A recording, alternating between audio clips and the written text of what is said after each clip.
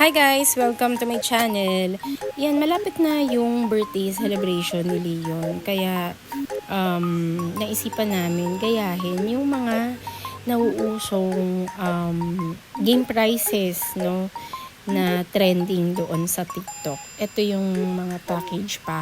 Iba't ibang klase yung package. Tapos, may halo siyang kalokohan, no? Depende sa klase ng package yung ilalagay mong item sa loob ng paper bag.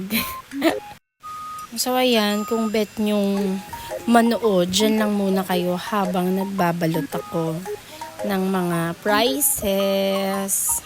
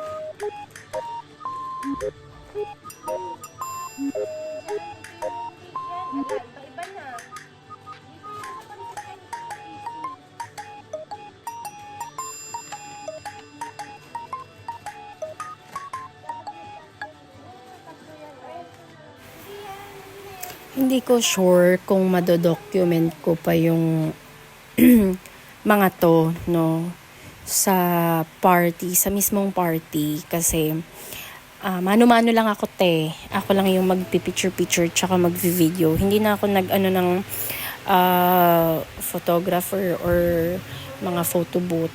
Kasi, may corkage. Kung halimbawa gumastos ka ng 5K, sayang.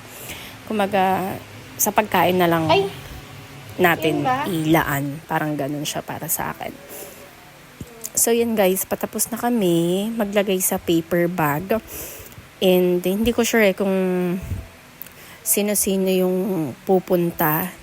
And basta in-invite na lang namin yung syempre yung mga araw-araw na nakakasama ni Leon or weekly. Yan. Mga kalaro niya, classmate. And yung mga kinakapatid niya. So, ayan, sana mag-enjoy ang mga bisita, no, sa kanyang birthday party. So, hanggang dito lang muna. Thank you so much for watching. Ganyan ang aming ganap mag-ina. Ang daming kalokohan. Diba, ganap na ganap. Nauubo pa ako. Ganap na ganap kami yan. Talaga siniseryoso namin ang pagbabalot ng mga game prizes.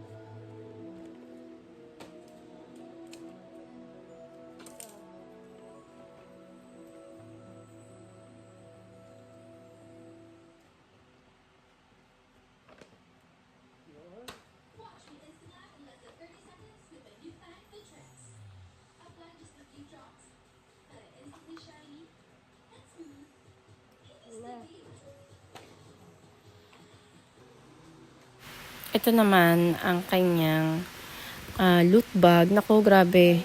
Thank you so much dun sa tumulong sa akin, no. Gumawa na itong loot bag na to. Actually, in-order ko to sa nanay ng classmate ni Tigrin. Na, grabe talaga. As in, sobrang sulit yung gastos ko dito. Sa loot bag na to, may kasama siyang coloring book and sticker. Eraser, lagyan mo. Lagay ka ng wala pa po, hanggang dito na lang muna guys kasi marami pa kaming gagawin and aayusin. So thank you so much for watching. Jobs here, iwasan ng stress para laging fresh.